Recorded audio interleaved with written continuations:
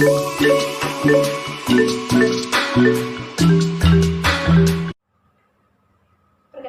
nama saya Dia Solistiani dari UHAMKA. Pada kesempatan kali ini, saya ingin memberikan edukasi kepada teman-teman sekalian, yaitu terkait gizi seimbang pada remaja. Apakah kalian bersedia? Iya, bersedia. Ya, sebelumnya saya memberikan media materi dulu ya. Oke, udah dipegang ya semua materinya? Sudah. Oke, langsung aja ya. Saya ingin memberikan penjelasan terlebih dahulu apa itu remaja. Jadi menurut WHO, remaja merupakan masa peralihan dari usia anak-anak menuju usia dewasa, di mana terdapat perkembangan dari aspek fisik, psikologi, terus perilaku maupun kebutuhan zat gizi yang semakin meningkat. Nah, sedangkan zat gizi sendiri itu asupan sehari-hari yang jenis dan jumlah zat gizinya sesuai dengan kebutuhan tubuh. Jadi diri kita ini punya kebutuhan zat gizinya masing-masing. Gitu. Dari asupan kalori kita berapa, karbohidrat kita berapa, protein kita berapa, dan vitamin mineral lain dalam seharinya kayak gitu. Terus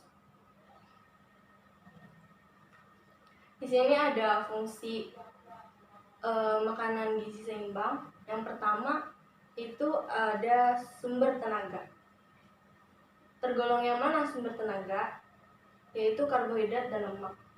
Jadi makanan yang berfungsi menghasilkan tenaga itu karbohidrat sama lemak. Fungsinya untuk aktivitas sehari-hari.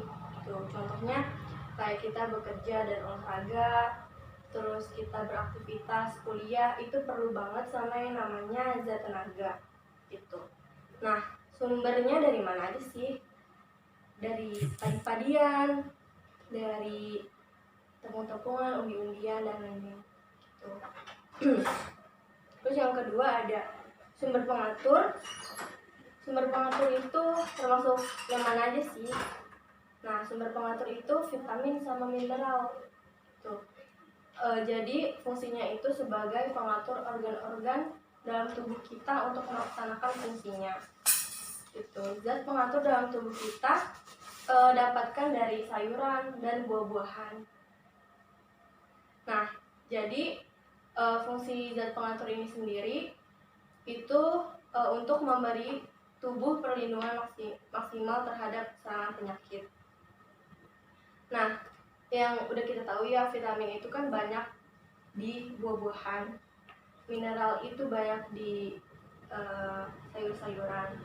Nah, kenapa bisa dikatakan memberi tubuh perlindungan maksimal terhadap serangan penyakit?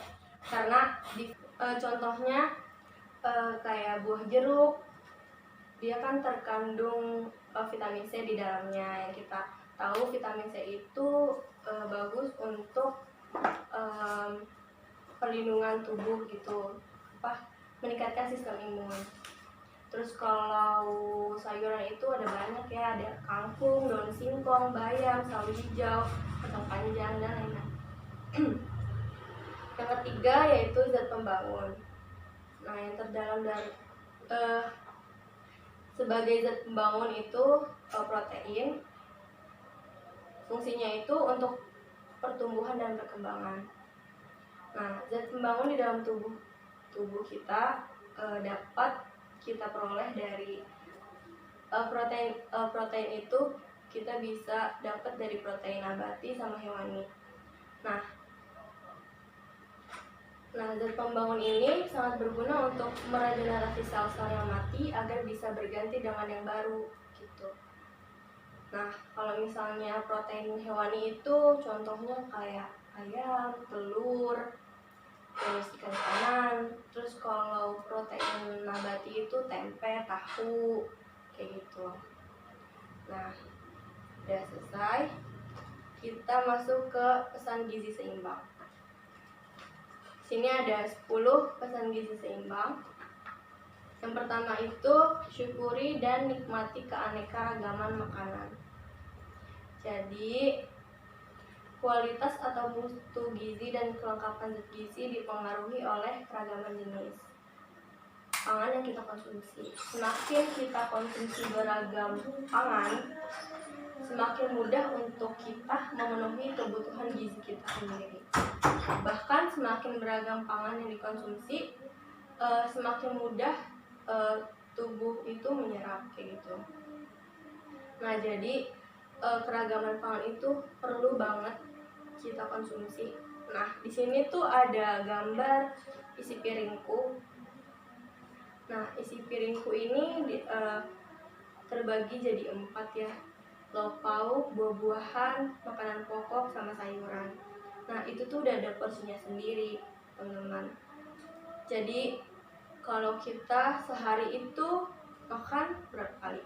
Makan pokok 3 kali kan. Sarapan, makan siang, sama makan malam. Nah, itu harus banget nih porsinya itu ngikutin sama isi piringku gitu.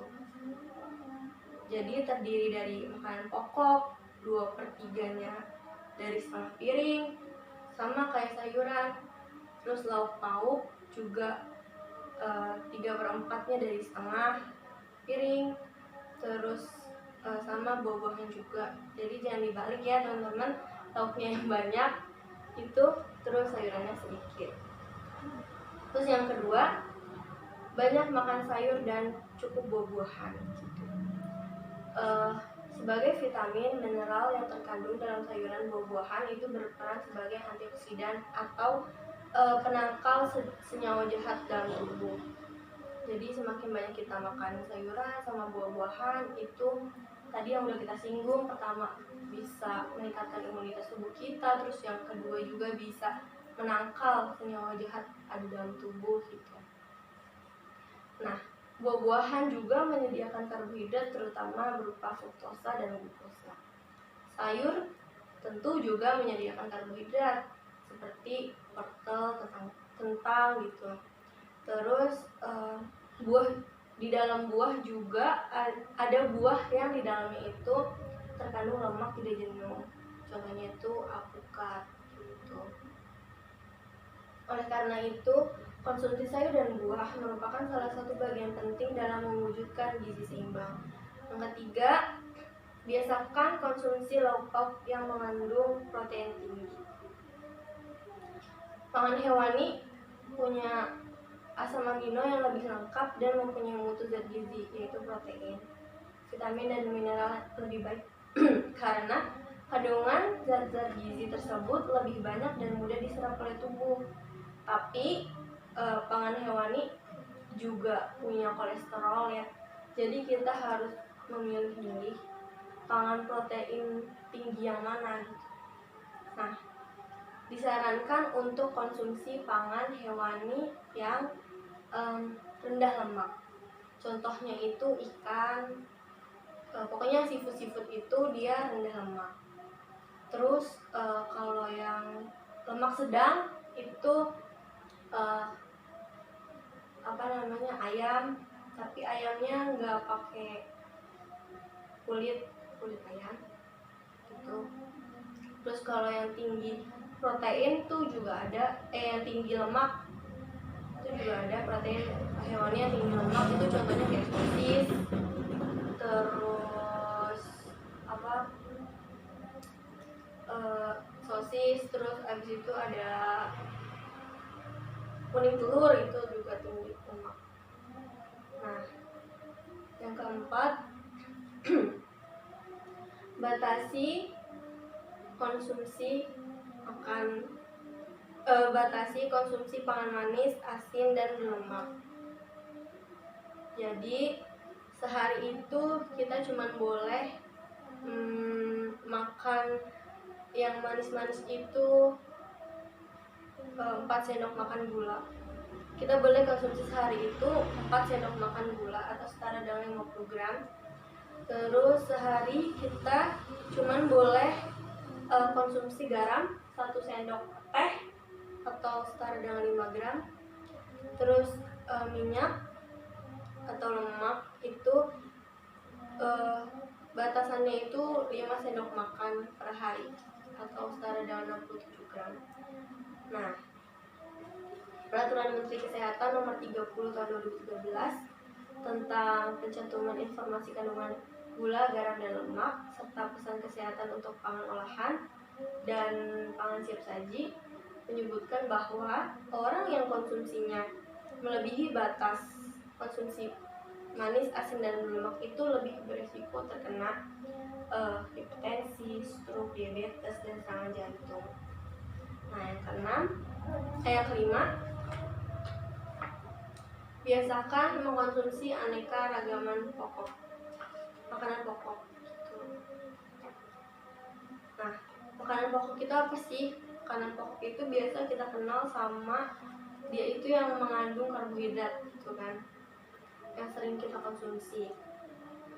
Nah, cara mewujudkan pola konsumsi makanan pokok yang beragam itu caranya dengan mengkonsumsi lebih dari satu jenis makanan pokok sehari, gitu, atau sekali makan. Nah, salah satu cara mengangkat citra pangan karbohidrat lokal adalah dengan mencampur makanan karbohidrat seperti terigu, gitu, terus roti atau mie, kayak gitu, atau tepung singkong, tepung terigu. Terus yang ke-6, biasakan sarapan pagi. Nah, ini penting banget ya teman-teman. Sebelum kita melakukan aktivitas di pagi hari, kita harus sarapan. Sarapan itu apa? Jadi sarapan itu kegiatan makan dan minum yang dilakukan antara bangun pagi sampai jam 9. Jadi kalau udah lebih dari jam 9 tuh brunch ya, kalau bisa dibilang. Jadi fungsinya itu untuk memenuhi sebagian kebutuhan gizi harian kita dalam mewujudkan hidup sehat, aktif, dan produktif. Sarapan juga membekali tubuh dengan zat gizi yang diperlukan untuk berpikir, bekerja, dan melakukan aktivitas sehari-hari. Gitu. Bagi remaja dan orang dewasa, sarapan yang cukup terbukti dapat mencegah kegemukan.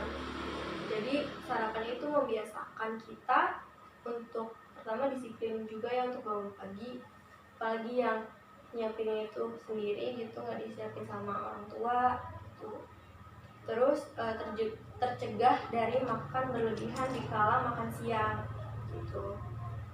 Terus yang ke-7,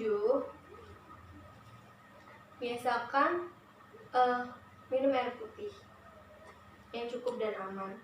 Nah, anjuran itu minum air putih itu kan sehari 2000 ml atau 2 liter, atau URT-nya itu 8 gelas sehari gitu.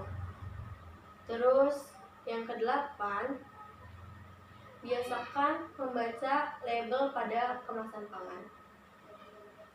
Semua keterangan yang rinci pada tabel makanan yang dikemas sangat membantu konsumen untuk mengetahui bahan-bahan yang terkandung dalam makanan tersebut. Selain itu kita juga dapat memperkirakan bahaya yang mungkin terjadi pada kita gitu ketika kita tahu di dalam label pangan itu ternyata ada bahan yang bahaya buat kita kayak gitu. Terus yang ke-9, cuci tangan pakai sabun dengan air bersih mengalir. Nah, pentingnya mencuci tangan secara baik dan benar memakai sabun dengan air bersih mengalir adalah agar kebersihan terjaga secara keseluruhan serta mencegah kuman dan bakteri berpindah dari tangan kita. Gitu. Perilaku hidup bersih harus dilakukan atas dasar kesadaran oleh setiap anggota keluarga. Kan kita nggak tahu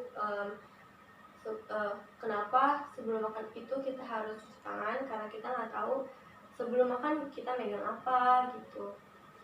Ya mungkin atau mungkin di tangan kita itu terdapat kuman atau bakteri gitu. Nah, kalau misalnya nggak cuci tangan sebelum makan, kita bisa kena diare. Makanya mencegah terjadinya diare gitu, kita harus cuci tangan sebelum makan. Nah, yang terakhir, lakukan aktivitas fisik yang cukup dan pertahankan berat badan normal. Ya. Nah, aktivitas fisik itu apa sih? Jadi, aktivitas fisik itu setiap gerakan tubuh yang meningkatkan pengeluaran tenaga atau energi dan pembakaran energi. Aktivitas fisik dikategorikan cukup apabila seseorang melakukan latihan fisik atau olahraga selama 30 menit. Kayak gitu setiap hari. Nah, ada banyak contohnya kita dapat beraktivitas fisik itu seperti kita berjalan kaki, nyapu, mengepel, mencuci, naik turun tangga, gitu dan lain-lain. Kemudian akibat tidak terpenuhinya gizi seimbang. Nah, akibat dari tidak terpenuhinya gizi seimbang, yang pertama ada kelebihan karbohidrat. Kita bisa lihat di sini gambarnya orang gemuk sama lagi ngetes kadar gula darah. Jadi kalau misalnya kita kelebihan asupan karbohidrat, kita bisa kena obesitas dan diabetes gitu. Obesitas itu apa sih? Obesitas itu penumpukan lemak yang berlebihan akibat ketidakseimbangan asupan energi. Energi intake sama energi expenditure itu tidak cukup gitu, kelebihan kayak gitu. Itu menurut WHO tahun 2000. Nah, kalau diabetes itu sendiri didefinisikan sebagai suatu penyakit atau gangguan metabolisme kronis yang ditandai dengan tingginya kadar gula darah dalam tubuh, disertai dengan gangguan metabolisme karbohidrat, lipid, dan protein, dapat disebabkan oleh gangguan atau defisiensi produksi insulin oleh sel-sel beta di kelenjar pankreas kita itu, atau disebabkan oleh kurang responsifnya sel-sel tubuh terhadap insulin. Jadi si insulin ini karena kita konsumsi karbohidrat terus menerus, jadi insulin ini kayak fungsinya tuh udah nggak baik lagi kayak gitu. Nah, kalau kekurangannya ada malnutrisi, itu kurus. Jadi kekurangan karbohidrat itu bisa menyebabkan kurus, busung lapar kayak gitu. Terus yang kedua, kelebihan protein. Nah, di sini gambarnya itu ginjal dan hati. Jadi kelebihan protein itu bisa menyebabkan gangguan ginjal. Kan protein itu akan menjadi urea yang perlu disaringkan di ginjal kita gitu. Jadi alasan mengapa asupan protein yang tinggi itu dapat membuat ginjal bekerja ekstra gitu.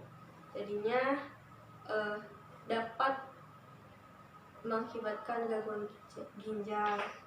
Hal serupa juga terjadi pada orang-orang yang punya penyakit hati, karena organ hati juga berperan dalam mencerna protein. Dengan mengurangi asupan protein dapat meringankan beban kerja hati. Terus kekurangannya kita bisa mudah sakit. Tuh. Terus yang ketiga, lemak. Kelebihan lemak itu bisa menyebabkan kolesterol atau penumpukan pada pembuluh darah, penumpukan lemak yang berlebih pada pembuluh darah. Nah, kekurangannya dapat kekurangan vitamin A, D, E, sama K. Kenapa? Karena vitamin A, D, E, sama K itu dia kan vitamin yang larut lemak. Jadi kalau kita konsumsi vitamin A, D, E, K tanpa asupan lemak yang cukup juga, gak bisa vitamin A, D, E, sama K itu diserap dalam tubuh secara maksimal. Terus yang keempat ada kelebihan mineral. Mineral itu kan ada macam-macam ya. Kita bahas salah satunya aja. Seperti kelebihan asupan Na, natrium, itu bisa hipertensi atau tekanan darah tinggi. Tekanan darah tinggi itu adalah suatu keadaan di mana tekanan darah sistolik itu lebih dari 140 mmHg dan tekanan darah distoliknya itu lebih dari 90 mmHg. Terus bisa diare juga, bisa muntah-muntah.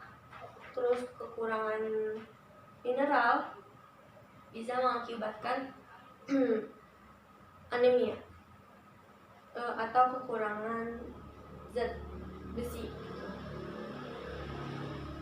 Bisa dikatakan anemia ketika tubuh kekurangan sel darah merah yang sehat atau hemoglobin, dan sel darah merah itu tidak berfungsi dengan baik.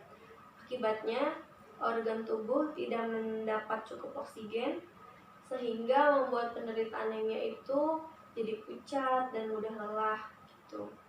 Kekurangan zat besi membuat tubuh tidak mampu menghasilkan hemoglobin yang cukup.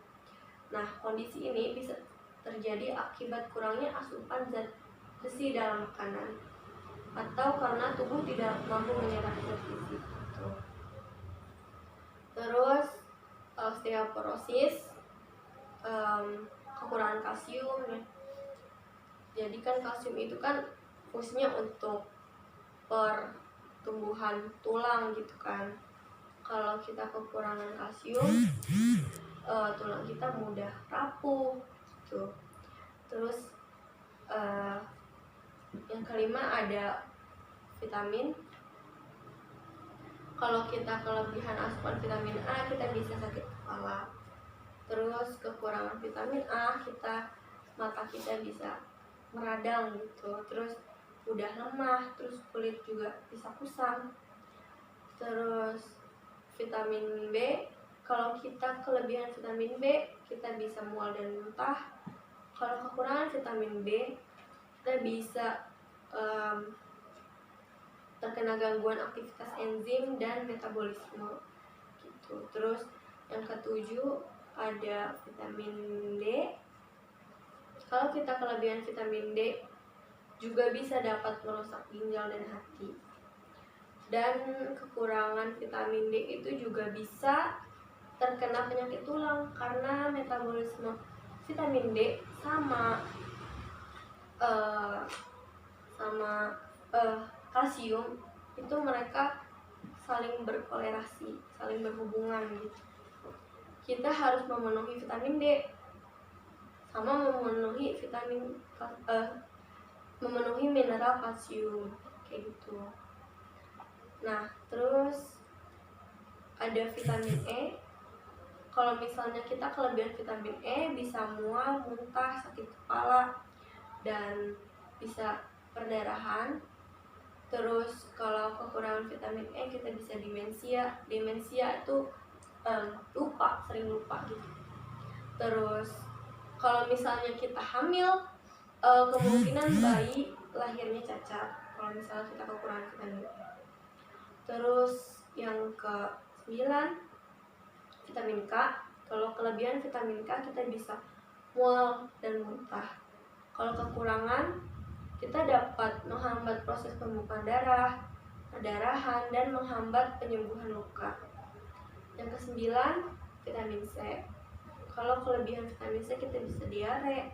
Terus kalau kekurangan, nafsu makan kita berkurang, terus nyeri pada otot gitu atau sariawan gitu. Nah, itu kekurangan vitamin C. Nah, gitu teman-teman. Jadi berbagai pedoman gizi seimbang tersebut sangat mudah dilakukan, tapi dibutuhkan komitmen yang kuat pada diri kita demi hidup yang lebih sehat, dan ini sangat penting untuk dilakukan untuk terhindar dari berbagai penyakit berbahaya. Jadi mulai sekarang kita harus terapin pola gizi seimbang ya teman-teman. Ada yang mau ditanyakan? Ya, silahkan. Vitamin K itu berasal dari mana? Ya, ditampung dulu ya pertanyaannya. Ya. Kemudian selanjutnya pertanyaan kedua. Saya mau tanya, Ya. kalau misalnya kita punya aktivitas nih fisik, tapi sebetulnya yang baik itu aktivitas fisiknya dilakukannya berapa kali dalam seminggu? Oke, pertanyaan ketiga. Untuk remaja seperti kita, untuk konsumsi protein itu lebih baiknya takarannya berapa ya? Oke, baik ya, saya jawab pertanyaan yang pertama dari siapa? Atas nama siapa? Diandra. Diandra.